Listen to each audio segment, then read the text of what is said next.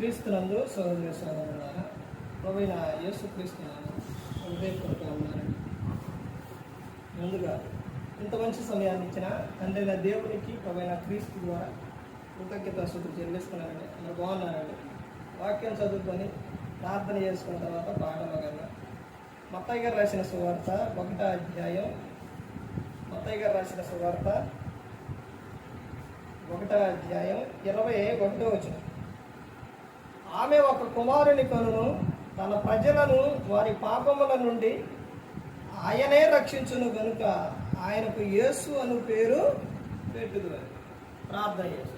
పరలోకమందున్న మా తండ్రి, పరిశుద్ధ ప్రేమ గల తండ్రి, గొప్ప తండ్రి, యెహోవా తండ్రి, ఈ ప్రియకుమారుడు యేసు క్రీస్తు ప్రభువు ద్వారా కృతజ్ఞతాస్తుతులు చెల్లిస్తున్నావు ఆయన.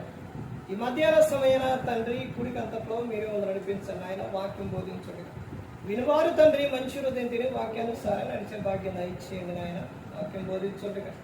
లోక సంబంధమైన జ్ఞానంతో కాకుండా మీ జ్ఞానంతో మాట్లాడే భాగ్యం దయచేస్తారని మా ప్రభువైన యేసుక్రీస్తు నామమున వేడుకుంటున్నాం తండ్రి. ఆమేన్. యేసుక్రీస్తు నామమున హృదయపూర్వక వందనాలండి.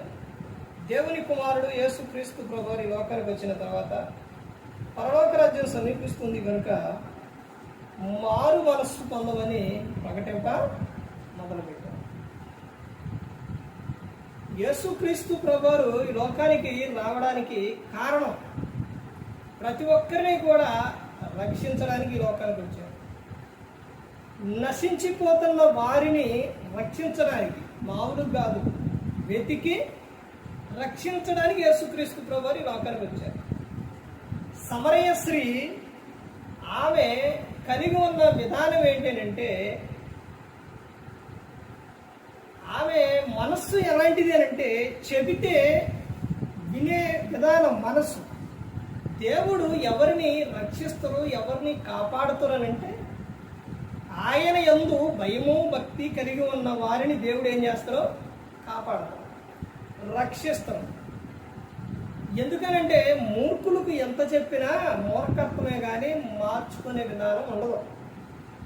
ఇప్పుడు ఎవరైతే దీన మనసు కలిగి దయ కలిగి ఎవరైతే ఉంటారో ఆ బిడ్డలకు వాళ్ళకి దేవుడు ఏం చేస్తారనంటే, వాళ్ళు నశించిపోతున్న సమయాల్లోని, లోకంలోకి వెళ్ళిపోతున్న సమయంలోని, దుష్టుని ఎరలోకి వెళ్ళిపోతున్న సమయంలోని దేవుడు ఏం చూస్తారు అనంటే, వారి మనస్సును చూసి వీళ్ళు ఎలాంటి మనస్సు కలిగి ఉన్నారో, అయ్యో ఇంత దీన మనసు కలిగి ఉన్న వారిని అపవాది లోకంలోకి తీసుకుపోయి ఆడు ఏం చేయాలనుకుంటే నాశనం చేయాలని చూస్తుండ కాబట్టి వాటి ఎరలో పడనీయకుండా నేను కాపాడాలని దేవుడు కోరుకుంటాడు. మనం ఆదిలోకి వెళితే ఆదిలోని అబ్రహాం గారు ఉన్నారు. అబ్రహాం గారి తండ్రి తేరాహు వాళ్ళు అన్యులు, అంటే విగ్రహారాధన చేసేవారు. వారిలో నుంచి అబ్రహాం గారిని వెనుకున్నాడు. అంటే వారి సంతానంలో కానీ ఆ ఉన్న ఏరియాలో ప్రాంతాల్లో కానీ అవన్నీ కూడా అక్కడ ఎవరు మనుషులు లేరా? ఉన్నారులే కానీ అబ్రహాం గారిని ఎందుకు కోరుకుంటూ దేవుడు అంటే, దేవుని పట్ల ఆయన కలిగి ఉన్న విశ్వాసానికి కర్త ఎవరు అని అంటే అబ్రహాం గారు. విశ్వాసపు వీరుడు ఆయన కలిగి ఉన్నాడు. మరి నోవాహు గారి సమయంలోని జలప్రళయం వచ్చే సమయంలో ఎంతో మంది ఉన్నారు, కానీ ఎవరిని కోరకుండా నోవాహు గారిని కోరకుండా. ఎందుకనంటే దేవుడు చెప్పినట్టు వారు వింటారు. దావీదు గారి విషయానికి వచ్చేసరికి 8 మంది అన్నలు. మరి వారిలోని ఎవరిని కోరుకుండా అంటే దావీదు గారినే కోరుకోండి. ఇప్పుడు చదువుబడిన ఈ కీర్తన రాసింది దావీదు గారే. దేవుని పట్ల ఆయన కలిగి ఉన్న విధానం. ఈ రోజున ఒక కుటుంబం కానీ ఒక వ్యక్తి కానీ వాళ్ళు లోకంలో ఉన్నప్పుడు వాళ్ళు దేవుని వైపు వచ్చారు అని అంటే అది వారి గొప్పతనం కాదు. ఏమిటి అని అంటే, దేవుడు వారిని చూచిండు, ఆ మనసును చూసిండు. హాగరు అనే ఆమె ఎవరంటే అబ్రహాం గారి దాసి. అబ్రహాం గారికి శారమ్మకు దాసి ఆమె హాగరు. అయితే ఆమెకి పిల్లలు లేరు. ఎవరికనంటే శారమ్మకి పిల్లలు లేరు. పిల్లలు లేకపోయేసరికి ఈమె తొందరపడ్డది. ఎవరు? శారమ్మ. భర్తనంది, నువ్వు హాగర్తో వెళ్ళు, దేవుడు పిల్లల్ని ఇస్తారేమని హాగర్ దగ్గర పంపించింది భర్తని. పంపించిన తర్వాత ఆమెకి గర్భం వచ్చింది. వచ్చిన తర్వాత ఆమె దృష్టికి, హాగర దృష్టికి ఏమైందంటే నీచంగా కనబడింది. అంటే నాతో వచ్చిండు, నాకు గర్భం వచ్చింది అని ఎగతాళిగా కొంచెం ఇది చేసినప్పుడు ఏమని శారమ్మ అనిద్ది, ఇదిగో దేవుడు ఎంత ఇది జరిగిపోయింది, ఇప్పుడు నేను దానికి నీచమైన దానిగా నేను కనబడుతున్నాను అన్నప్పుడు అబ్రహాం గారు ఏమంటాడంటే, ఆమె నీ దగ్గరే ఉంది కాబట్టి నీ ఇష్టం వచ్చినట్టు చేయాలని అన్నప్పుడు ఆ దాసిని శ్రమ పెడితే అక్కడి నుంచి పారిపోయింది. పారిపోయిన తర్వాత కడుపుతూ ఉండి వెళ్ళిపోయిన తర్వాత దేవుని దూత అప్పుడు ఆమెను చూసి, ఆమె హృదయాన్ని చూసి, ఆ తర్వాత హాగరు, నువ్వు ఎక్కడికి వెళతావు అంటే ఇట్లా నా యజమానురాలు ఇట్లా బాధ పెడుతున్నప్పుడు దేవుని దూత ఏం చెప్పింది అంటే, నువ్వు వెళ్ళి నీ యజమాని దగ్గర, ఆ యజమానురాలు దగ్గర నువ్వు అణిగి ముందు. ఆమె ఏ శ్రమ పెట్టినా ఎట్టయినా నువ్వు ఎలా ఉండాలి? అణిగి ముందు అన్నప్పుడు ఆమె అలాగే వెళ్ళిపోయిద్ది. అక్కడ ఉన్నప్పుడు తర్వాత ఆమె కనటం, తర్వాత బాగు కొట్టడం, తర్వాత మరలా దేవుడు ఎవరికి? అబ్రహాం గారికి వాగ్దానం ఇవ్వటం, ఈ ఇష్మాయేలు నీ వారసుడు కాదు, నీ గర్భాన శారాకు నీకు పుట్టిన వాడే వారసుడు అని చెప్పిన తర్వాత వారికి దేవుడు గర్భఫలాన్ని ఇస్తాడు. ఇచ్చిన తర్వాత ఆ గర్భంలో పుట్టిన తర్వాత ఈ పిల్లవాడు ముందు పుట్టిన ఇష్మాయేలు ఆ వ్యక్తి మరి ఈ పిల్లవాడిని సరిగా చూడడేమో అని ఏమేం చేసిద్దంటే వాళ్ళు ఇక్కడ ఉండటానికి వెళ్ళి అని ఎవరు శారమ్మ అన్నప్పుడు అబ్రహాం గారు ఏం చేస్తారంటే ఆహారము, తిత్తుల్లో నీళ్లు అవి తీసుకొని ఇక్కడ తీసుకెళ్ళి అరణ్య ప్రాంతంలో వదిలిపెట్టారు. వాళ్ళిద్దరిని వదిలిపెట్టేసరికి తీసుకుపోయిన ఆహారం నీళ్ళు అయిపోయినాయి. ఇక ఈ పిల్లవాడు ఏడుస్తూ ఉంటాడు. అప్పుడు హాగర్ ఏం చేసిద్దంటే ఆ పిల్లవాడిని దూరంలో పెట్టేసి అక్కడ కూర్చొని ఏడుస్తూ ఉంది. అప్పుడు దేవుని దూత, హాగరు నీకేమొచ్చింది అంటే, ఇక్కడ రెండు విషయాలు ఉన్నాయి. హాగరు నీకు ఏమొచ్చింది అంటే, ఒకటది గద్దింపు, నీకేమొచ్చింది ఒకటే. రెండో విషయం ఏంటంటే నీకేమొచ్చింది అంటే నీ బాధ ఏంటి అని అప్పుడు చెప్పినప్పుడు అక్కడ ఎడారిలో అరణ్య ప్రాంతంలో నీరు ఓట వచ్చిన తర్వాత ఆ పిల్లవాడికి నీళ్లు ముంచి తాగేసింది. అంటే దేవుడు ఆమె హృదయాన్ని చూసిండు. అప్పుడు ఆమె ఒక అన్యశ్రీ అప్పుడు ఆమె ఏమనిద్దంటే, దేవుడు ఎవరంటే చూచుచున్న దేవుడు. అంటే మన బాధలు, మన సమస్యలు ప్రతి ఒక్కటి కూడా ఆయన చూస్తున్న దేవుడు. తర్వాత కొత్త నిబంధనకు వచ్చేసరికి లూదియా మామూలు వ్యక్తి కాదు. ఓదారంగు పొడి అంటే ఎవరు ధనవంతులు వేసుకునే వస్త్రాలు అది. ఆ పొడి అమ్ముతున్నామే, అంత ఉన్నామే. పౌలు చెప్తున్న సంగతులు విని ప్రభు ఆమె హృదయాన్ని తెరిచిండు. ఆమె హృదయాన్ని తెరిచిన తర్వాత పౌలు చెప్పిన సంగతులు ఆ హృదయంలోనికి ఎక్కించుకుంది. ఈ రోజున వాక్యం వింటున్నామనంటే దేవుడు నిన్ను చూసిండు, దేవుడు నిన్ను ఆయన దగ్గరకు రప్పించుకుండు. నువ్వు దేవుని దృష్టిలో ఉండి, దేవుడు నిన్ను చూచి, దేవుడు నిన్ను పిలిచి తర్వాత నువ్వు ఎక్కడికి వచ్చినావు? సేవకుల దగ్గరకు వచ్చినావు. అంతేనే కానీ నువ్వు డైరెక్ట్ రాలా. ఎవరు నా యొద్దకు వస్తారంటే యోహాను గారు రాసిన సువార్తలు చెబుతారు, నేను ఆకర్షించిన వారే నేను ఆకర్షించిన వారే నా యొద్దకు వస్తారు, అందరూ రారు. దేవుడు మిమ్మల్ని పిలిచాడు, దేవుడు మిమ్మల్ని చూచిండు, అందుకనే ఇలా కూర్చొని వాక్యం అనేది ఉంటుంది. అది నేను చెప్తున్న విషయం కాదు, బైబిల్లో దేవుడు రాపించిన విషయం. లూదియా ఆ పౌలు చెప్పిన మాటలు విని ఆమె వెళ్ళి ఇంటి వారితో చెప్పి మరలా వచ్చింది. ఎవరి దగ్గరికి? పౌలు గారి దగ్గరకు వచ్చి, అయ్యా ఒకసారి మా ఇంటికి రండి. ఎందుకు రమ్మంది? ఆ ఇంట్లో సినిమాలో, సీరియల్లో సమస్యలు, ఇంకేయో గొడవలు ఇవన్నీ ఉంటే రమ్మనిద్దా? రమ్మందో. ఒక్కసారి మా ఇంటికి వచ్చి చూడండి, మేము విశ్వాసం గలవారమో కాదో చూడమండి. ఎవరు? లూదియా. అంత ఇదిగా మారిపోయింది. అదే అధ్యాయంలో చెరసాల నాయకుడు కనబడతారు. చెరసాల నాయకుడు అంటే చెరసాలలో వేసిన వారికి ఏంటి? నాయకుడు అనమాట. పౌలు శీలని కొట్టేసి ఎక్కడ పడేస్తారు? చెరసాలలో పడేసి బొండా వేస్తారు. వీళ్ళు కొట్టేస్తే ఇంకా ప్రభువుని దూషించడం తప్ప ఏం చేస్తారా? కానీ వీళ్ళు అట్ట చేయలేదు. వీళ్ళు ఏం చేశారనంటే రాత్రి వేళ దేవుణ్ణి స్తుతించారు. ఆ స్తుతించిన తర్వాత చెరసాల పునాదులు, చెరసాల పగిలిపోయింది, బద్దలైపోయినాయి, ఇడిపోయినాయి, పునాదులు విడిపోయినాయి. చెరసాల పునాదులు విడిపోతే దొంగలు ఉంటారా? ఇంకా అసలు ఎప్పుడు అవకాశం దొరికిద్దా పారిపోవాలి, ఎట్ట తప్పించుకొని పోవాలా అని చూస్తారు. అలాంటిది మొత్తం పగిలిపోతే ఇంక అసలు ఉంటారా? కానీ ఈ డాడీకి పోలా, అక్కడే ఉన్నారు. అప్పుడు ఆ సిస్టమ్ అక్కడ ఆ రోజున ఏంటి అంటే, ఎవరైతే కావలిగా ఉంటారో దొంగలు పారిపోతే, తప్పు చేసిన వారిని చెరసాల నుంచి పారిపోతే వీళ్ళు చంపేస్తారు.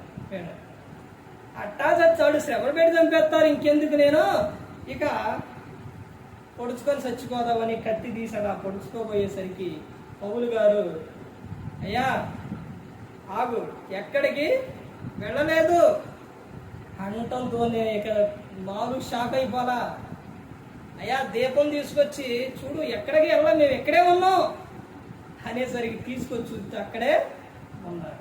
అప్పుడు వెంటనే, అయ్యా నేను ఈ దేవుడు నాకు కావాలి, నేను ఏం చేయాలని చెప్తాను. వెంటనే మనసు మారిపోయింది చెరసాల నాయకుడు. ఏం చేయాలన్నప్పుడు యేసుక్రీస్తు ప్రభువారి పట్ల మీరు విశ్వాసం అంటంతోనే వారిని అక్కడి నుంచి చెరసాల నుంచి ఇంటికి తీసుకెళ్ళిపోయి గాయాలన్నీ కట్టేసి ఆ రాత్రే వాళ్ళకే బాప్తిసం ఇచ్చారు పౌలు గారు. ఎందుకని లేట్ చేయలేదు? బాప్తిసం విషయంలో తెల్లారితే ఏం జరిగిద్ది? వెంటనే ఆ రాత్రికే బాప్తిసం ఇచ్చిండు. ఎవరో? పౌలు గారు, చెరసాల నాయకుడు కుటుంబానికి. పౌలు తెల్లవారితే ఏం జరిగిద్ది అని అంటే మనం అనుకోవటం, ఏం జరిగిద్ది అంటే ఈనాడికి వెళ్ళిపోవాలి.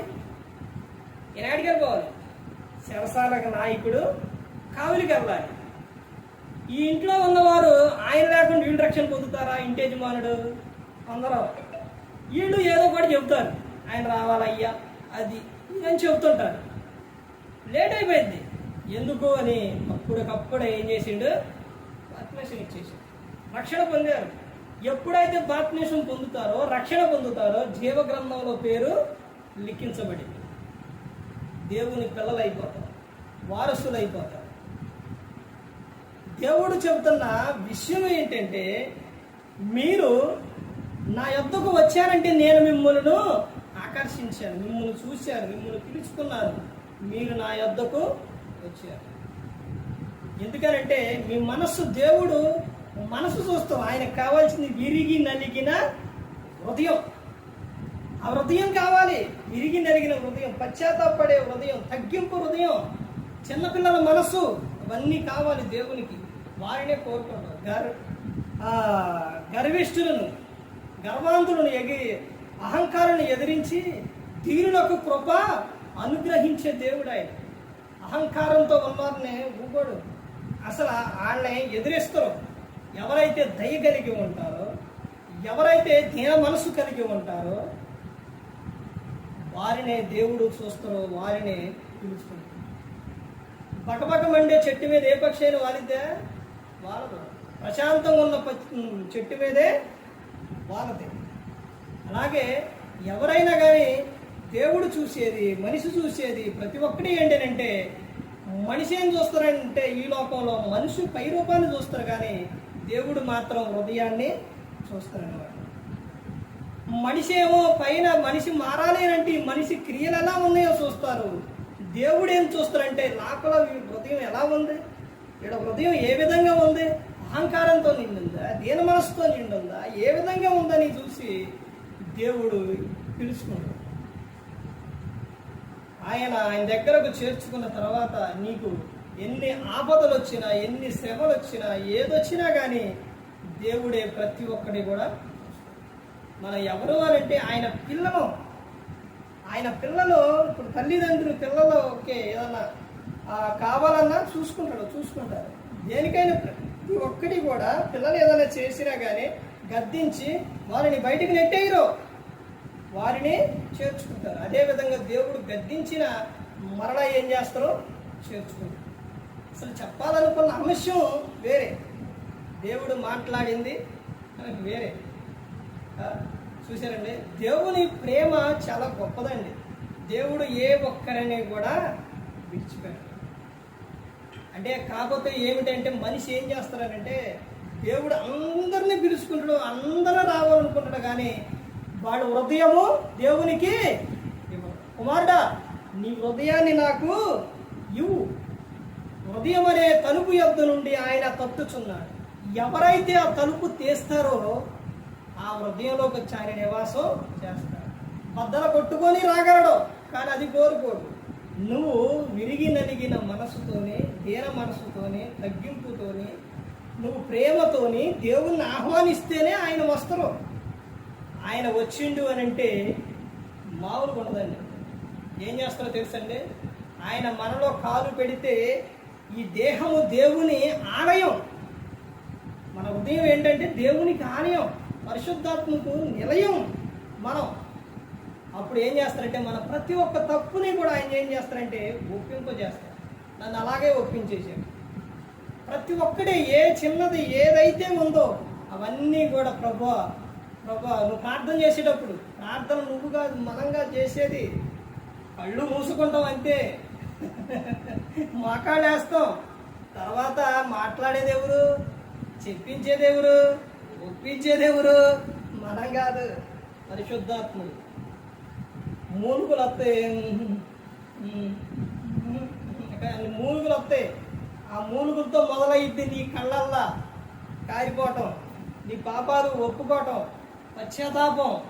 ప్రతి ఒక్క తప్పు ఎక్కడ లేని అన్నీ నువ్వు ఇక అక్కడ ఇక్కడ కాదు, ఎక్కడైతే చేసావో ఏమేం చేసావో మొత్తం గుర్తు చేస్తావు, మొత్తం ఒప్పింపజేస్తావు. నిన్ను నీ బాధ, నీ గుండెల్లో ఉన్న బాధ మొత్తం తీసేస్తావు. ప్రభుతో ప్రతి ఒక్కటి చెప్పేస్తారో ఒప్పిస్తారో ప్రభు నిన్ను క్షమిస్తాడు. పరిశుద్ధాత్ముడు ఆయన వచ్చినప్పుడు మనలను సర్వ సత్యంలోనికి ఆయన నడిపిస్తాడు. పరిశుద్ధాత్ముడు నీ ప్రతి ఒక్క తప్పుని కూడా ఒప్పింపజేస్తాడు. అదే ఇందాక చదివించింది అదేనండి. ఏంటో చదివించింది? మత్తయి గారు రాసిన సువార్త 1వ అధ్యాయం 21వ వచనం. ఆమె ఒక కుమారుని కన్ను, ఆయన వారి పాపముల నుండి మనలను ఏం చేస్తారు? రక్షిస్తారు. అంటే ఎవరి పాపముల నుండి? ఎవరి పాపముల నుండి? మన పాపాల నుండి ఆయన మనలను రక్షిస్తారు. మనం చేసే ప్రతి ఒక్కటి ఏ అపరాధం అయితే ఉందో, ఏ తప్పు అయితే ఉందో వాటన్నిటినీ పరిశుద్ధాత్ముడు ఒప్పింపజేస్తారో యేసుక్రీస్తు ప్రభువారు క్షమిస్తారు. దేవుడు ఆయన పక్షాన మనలను చేర్చుకుంటారు. అయితే మనం చేయవలసింది ఒకటే, మనం స్కూల్కి వెళ్ళిన తర్వాత పిల్లవాడిని స్కూల్లో జాయిన్ చేసుకుంటారు, పిలుచుకుంటారు. వెళ్ళిన తర్వాత ఆ పిల్లవాడు ఏం చేయాలి? చదవాలి, చెప్పింది చెయ్యాలి. అప్పుడే చెప్పే వాళ్ళకి కూడా ఏం కలుగుతుంది? ఇంకా చెప్పాలనే ఆశ కలుగుతుంది. వీడు వెళ్ళిపోయి అసలు ఏం చెప్పినా వాళ్ళు చెప్పింది వినకుండా చదవకుండా అలా ఉంటే చెప్పబుద్ధి అయితే అలాగే చెప్పబుద్ధి కాదు. అలాగే దేవుడు మిమ్మల్ని పిలుచుకుండవు, ఆయన దగ్గరకు వచ్చారు. ఇప్పుడు ఏం చేయాల్సిందంటే ఆయన చెప్పినట్టు చేయాలి. ఆయన చెప్పడం అంటే నీ మీద ఒక 50-100 కేజీలు రాయి తీసుకొచ్చి బరువు పెట్టడం. నీ హృదయంలో ఉన్న బాధను ప్రతి ఒక్కటి కూడా ఆయన తీసేస్తాడు. తీసేసి నిన్ను ఎలా చేస్తారంటే నీళ్ళ మీద స్పాంజి వేస్తే ఎలా తేలిద్దో అలా నీ హృదయము మొత్తం కూడా ఏమైపోతుంది, తేలిగ్గా అయిపోతుంది, ప్రశాంతంగా అయిపోతుంది. నీ ప్రతి ఒక్క తప్పు మోకాళ్ళేసి ప్రభా నేను ఇది చేశాను అని మొదలుపెట్టు. నేను ప్రతి ఒక్కడే ఒప్పింపజేస్తాను. నువ్వు కన్నీరు కారుస్తూ నువ్వు ప్రార్థన చేసినప్పుడు, ప్రతి ఒక్క తప్పు ఒప్పుకున్నప్పుడు నువ్వు ప్రశాంతంగా ఉండగలుగుతూ అప్పుడు నువ్వు మారు మనసు పొందుతావు. మారు మనసు పొందిన తర్వాత పాప క్షమాపణ నిమిత్తం యేసుక్రీస్తు నామమున బాప్తిస్మం పొందుతావు. మారు మనసు పొందితే అప్పుడు ఉండే విధానం ఎలా ఉంటుంది అంటే ఎవరైనా కానీ ఎవరినైనా నువ్వు చూసినప్పుడు పిలుపు మారిపోయిద్ది, చూపు మారిపోయిద్ది, అంతా మారిపోయిద్ది. ఇక అక్కడ దాకా కాదు, చూడటం మాట్లాడటం కాదు, అసలు ఎలా మారిపోయిందంటే ఈ పరిశుద్ధాత్ముడు ఏం చేస్తారనంటే ఇప్పుడు ఈ ఉదాహరణకి ఒక అబ్బాయి ఏదో అన్నాడు. ఇప్పుడు ఆ అబ్బాయి దగ్గరికి నన్ను అంత మాట అంటడా, నన్ను అట్ట అంటడా, మమ్మల్ని అట్ట అంటడా, ఆ సంగతి ఏంటో చూస్తానని నువ్వు గబ ఆడ దగ్గరికి వెళ్ళిపోయిన తర్వాత నీలో నుంచి ఏమొచ్చిందో తెలుసండి. కోపం రాదు, ఆడ పోయిన తర్వాత ఈ నోట్లో నుంచి నవ్వు వచ్చింది.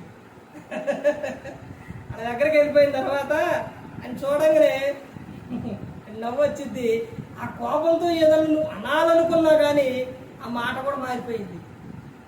దేవుడు అంటే నా జీవితంలో ఎన్నో చేసింది, ఎన్నో మార్చేసింది. అదిగో ఆ విధంగా చేస్తారు పరిశుద్ధాత్మ దేవుడు చేస్తారు. దేవుడు ఏం చేస్తారంటే ఇదిగో ఎల్లు ఎమ్మటే వెళ్ళు హృదయంలోకి వెళ్ళు, పరిశుద్ధాత్మ వెళ్ళి ఇదిగో కోపం పడుతున్నావు, దాన్ని నిదానించు. ఇదిగో ఇలా మాట్లాడాలనుకుంటున్నావు, నువ్వు దాన్ని ఏం చేస్తావు, దాన్ని మార్చేయి. వెంటనే నీ మనస్సు మార్చేస్తారు, నీ మాట మార్చేస్తారు, నీ చూపు మార్చేస్తారు, మొత్తం మార్చేస్తారు. ఎదుటిన్న వాళ్ళు కూడా ఏం చేస్తారు, వాళ్ళు పిలిచే పిలుపు కూడా మారిపోయింది. చూసారండి, దేవుడు ఎప్పుడు వదిలిపెట్టడండి, మనిషిని ఎప్పుడు వదిలిపెట్టలేదు. 100వ కీర్తనలో 3వ వచనంలో యెహోవాయే దేవుడు అని తెలుసుకొని ఆయన మనలను పుట్టించిన మనం ఆయన వారం, ఆయన మేపు గొర్రెలం.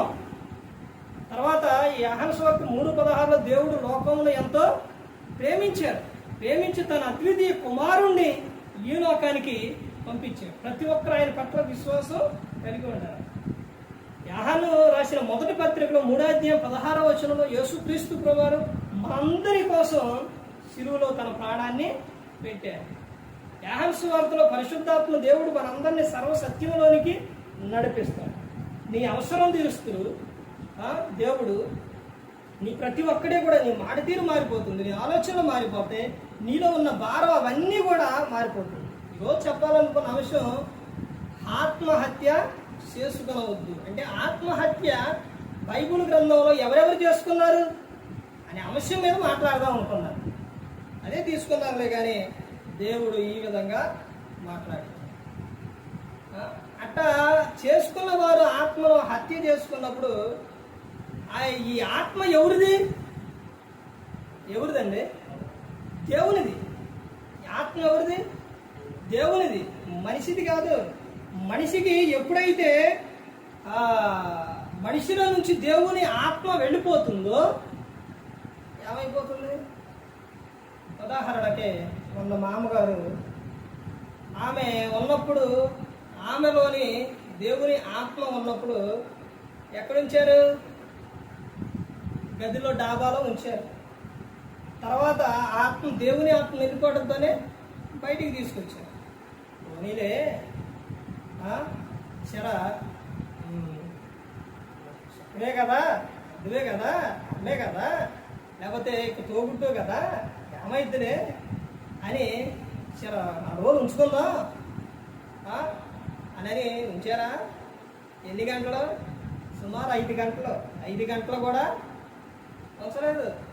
మామగారే కాదు, కోటేశ్వరుడైనా, అంబానీ అయినా, ఎవరైనా, ఒక అతన్ని మొన్న ఎక్కడో చూసాం, ఇవన్నీ అంతా బంగారమే, వీళ్ళకి అన్నిటికీ మొత్తం బంగారమే. ఆ కారు లేకపోతే మంచం అన్నీ మొత్తం ఎంత బంగారమైనా నువ్వు వాటి మీద చనిపోతే ఆడదైతే మరీ ఘోరం. అన్ని జనుడు ఎడ తీసుకొచ్చి పెడతారు, కింద కింద కింద పడుకోబెడతారు. పట్టు పరుపుల మీద నుంచి కింద నేల మీద పడుకోబెడతారు. క్రైస్తవులన్నా మంచం మీద తర్వాత పెట్టెలో తీసుకెళ్ళి పెడతారు, కానీ వాళ్ళు మరీ భయంకరం. అర్థమైందండి? ఇదంతా ఏంటి? విలువ ఏడపోయింది? ఎక్కడ పోయిందండి? దేవుని ఆత్మ వెళ్ళిపోయింది. దేవుడు మనలో ఉన్నంతసేపే మనకి విలువ. దేవుని ఆత్మ మనలో ఉన్నంతసేపే విలువ. ఎప్పుడైతే ఆత్మ వెళ్ళిపోతుందో మనిషికి విలువ ఉందా? ఏమంటారు అప్పుడు? శవం అంటారు, దేహం అంటారు, తీసుకుపోయి ఊరెలుపులా పెట్టేస్తారు. అదే దేవుని ఆత్మ ఉంటే గౌరవిస్తారు, అంతా బాగుంటుంది. అందుకని దేవుని ఆత్మను హత్య అనేది చేయకూడదు. ఆ హత్య చేస్తే దేవుడు ఊకోడు. ఎంతమంది దేవుని ఆత్మను హత్య చేశారు, ఎంతమంది హత్య చేసుకున్నారు, వాళ్ళు ఎందుకు చేసుకున్నారు అన్నది దాన్ని బట్టి మాట్లాడదాం అనుకోండి ఈ రోజున. కానీ దేవుడు బలపరిచే మాటలో చెప్పించారు, మార్చేశారు. ఆ విధంగా ఉంటుంది. అందుకని దేవుని ఆత్మ ఎప్పుడు కూడా హత్య అనేది చేయకూడదు. అది దేవుడు ఇచ్చిన ఆత్మ, జీవాత్మ, దేవుని ఆత్మ రా అని దేవుడే పిలుచుకోవాలి. 90వ కీర్తన 2వ వచనం, నరులారా తిరిగి నా యొద్దకు వచ్చే అని చెబుతున్నారు. నరులారా నేను మీకు ఆత్మనిచ్చా, దాన్ని మధ్యలోనే హతం చేయండి అని చెప్పట్లా దేవుడు.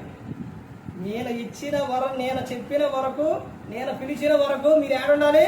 భూమి మీద ఉండాలి. మీకు ఏ సమస్య అయినా, ఏ బాధ అయినా మీరేం చేయాలి? నాకు చెప్తుంది. నా కుమారుని ద్వారా ప్రతి అవసరం కూడా తీరుస్తానని చెప్తాను.